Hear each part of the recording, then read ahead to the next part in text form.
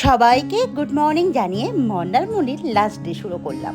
আজকে মন্দারমণিতে শেষ দিন। সকাল সকাল সমুদ্র দর্শন করে এসে পুলে এসে সবাই মিলে একটু মজা করলাম। পুল থেকে উঠে সোজা চলে গেলাম সকালের জলখাবার খেতে। আজকে জলখাবার খেতে খেতে বাইরের সাথে বসে বসে এই রেস্টুরেন্টে কিছুটা গসিপ করলাম চায়ের কাপ হাতে দিয়ে। তারপর ব্রেকফাস্ট কমপ্লিট করে চলে এলাম বাগানে। বাগানে কত ধরনের ফুল ফুটেছে ওগুলোকে একটু ক্যামেরাবন্দি করে রুমে গিয়ে অগোছালো জিনিসগুলোকে ব্যাগে ভরলাম।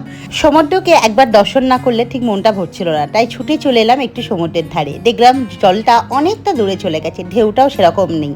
তাই সমুদ্রকে বিদায় জানিয়ে আর রুমটাকে বিদায় জানিয়ে এবছরের মতন মন্দারমণিকে টাটা করে চললাম দীঘার পথে। দীঘা যেতে যেতে রাস্তায় কিছুটা থমকে দাঁড়িয়ে পড়লাম, কারণ দীঘা যেতে যেতে রাস্তাগুলো এতটাই সুন্দর করে বানিয়েছে যে থমকে দাঁড়াবার মতনই জায়গাগুলো লাগলো।